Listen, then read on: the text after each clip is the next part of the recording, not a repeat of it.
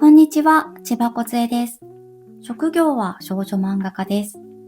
今日はちょっと特別な私の仕事場で作業をしていきます。車中泊仕様の車の中です。もともとキャンプが趣味なので、こんな感じで車の後部座席をちょっと工夫して居心地のいい空間に仕上げてあります。というわけで今日は原稿合宿 in キャンプ場です。はい、早速作業の動画に移りました。今夜になって気温が2度とか3度とかかなり寒いので、昼間はぬくぬくしていたんですが、夜は車にこもって作業にしました。12月はいつも締め切りがきつくて、1週間ぐらい前倒すんですが、なかなか外に出れないんだとストレスが溜まってしまうので、ちょっと今年はこんな感じでキャンプ場に来てしまいました。というか去年までは大きい液晶タブレットを使っていたので、外に持ち出せなかったんですよね。その液タブが壊れて iPad 作画に乗り換えたので、こんな感じで外で作業ができるようになりました。嬉しいです。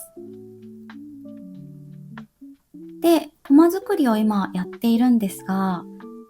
皆さんコマの作り方ってどうしていますか？クリップスタジオを使ってるとコマ割りツールなるものがあるらしいんですが、私はちょっとそれを使ったことがなくて、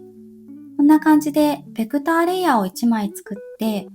そこに長方形ツールや直線ツールで適当に書き入れていってしまうっていう感じです。割と簡単な方法だと思ってるんですが、コマ割りツールと比べたらどうなんでしょうかね。今掲載された時の画面の感じを左に載せてるんですが、これでブラシサイズが25かな？もしかしたら20だったかもしれないんですが、見え方はこんな感じになります。というか、太さ定かじゃなくて申し訳ありません。今見ていただいているのはブラシサイズ25なんですけどね。もう長いこと連載もしてますし、漫画家生活自体も長いんですが、絶対にこうだという自分の書き方が見つからないまま今に至ります。主線の太さやペンの種類なんかもちょこちょこ変わってますね。あまり参考にならない YouTube 動画で申し訳ないんですが、何年漫画家をやっていてもみんな研究中で成長途中なんだよなということでご理解いただけたら嬉しいです。さて、ひたすらコマを作り続ける動画だと皆さん飽きてしまうかなと思って、後半には吹き出し作りの動画も入ってますので、よかったら見てください。吹き出し作りもすごく基本的な作業ですし、そんなの分かってるよという感じかもしれないんですが、もしかしたら初心者さんにとっては難しいかもしれないので、私のおすすめの吹き出しツールだったり、吹き出しの太さだったり、そういったことをお見せしようかなと思っております。あと、この動画のタイトルを漫画家の仕事場にしてしまいましたので、後半の冒頭で自宅の仕事場の様子も少し映してあります。詳しいデスクツアーは別の動画にありますので、ご興味がある方はそちらの動画を見ていただけたら嬉しいです。はい。この日の作業はここでおしまいにしました。もうね、車の中も寒いんですよね。なので、ここからは外に出て焚き火をして少し温まってから眠ることにしました。今、時間夜8時ぐらいですね。iPad の小さい画面を見ていると、やっぱり目が疲れてくるので、たまにこうやって炎を眺めたり、遠くを眺めるのも大切かなと思います。はい、朝の様子です。しっかり眠れたので、朝ごはんを食べたら帰りの支度です。今回持ってきた仕事の道具はこんな感じです。片手デバイスと iPad と、あと充電ケーブルと、いつものタブレットスタンドですね。これぐらいの荷物でどこでも漫画が描けてしまうんだから、iPad 作画も悪くないですよね。ちょっと目が疲れるのが難点ですが。はい、自宅の仕事場に戻ってきました。戻ってきたといっても、これはあの日から2週間ぐらい経っているので、もうほとんど原稿は出来上がってますね。やっぱりあったかい自宅はいいなぁと思いつつ、お仕事を進めていきます。一応自分の漫画も宣伝しておこうと思います。大福ちゃんと王子様発売中です。今度9巻が出るところですね。いやー、連載も長くなってきました。5年目ともなるとかなり疲れも出てきているんですが、負けずに頑張っていこうと思います。これ画面の日付見ると締め切りの1日前、前日ですね。動画を撮ってる場合なのかっていう感じですが、まあいいですかね。はい、ここからは吹き出し作りの動画に移ります。これは iPad の画面録画です。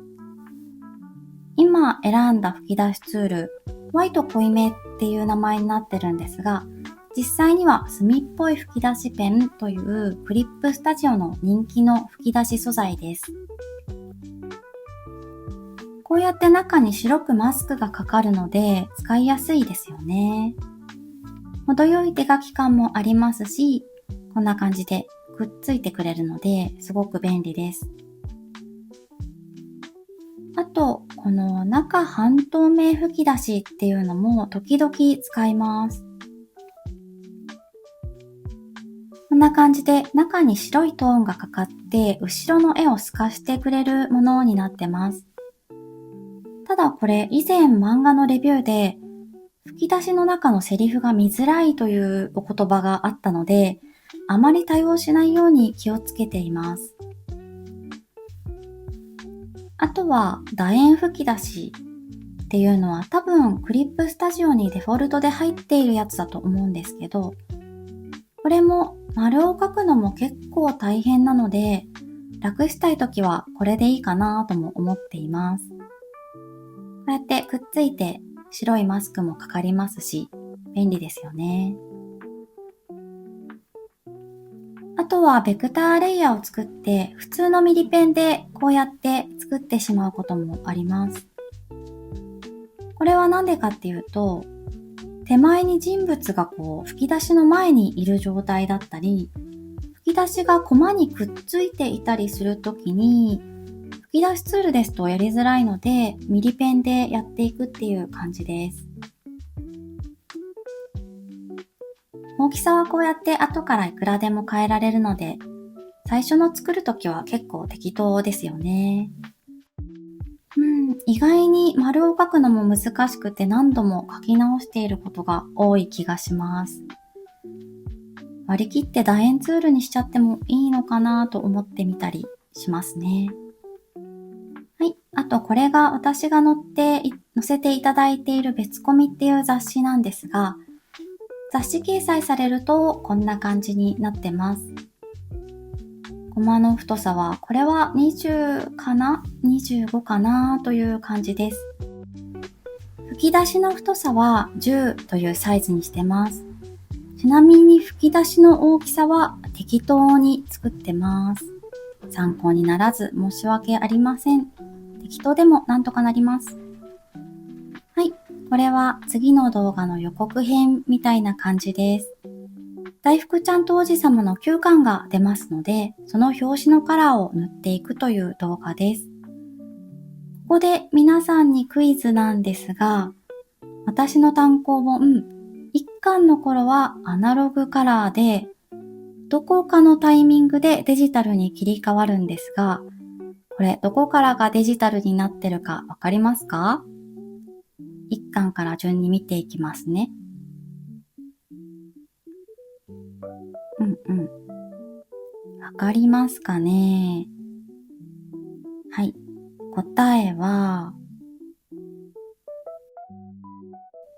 6巻からデジタルになっているでした。ちょっと簡単すぎましたかね。これは9巻はどんなデザインにしようかなと考えた時のラフスケッチになってます。というわけで、今回も動画のご視聴ありがとうございました。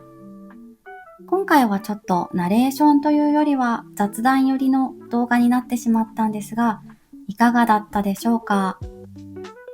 前回初めて音声を入れた動画を出したんですが、作業や家事の合間に見られてよかったですというご意見が多かったので、これからはこういう感じでやっていけたらなぁと思っています。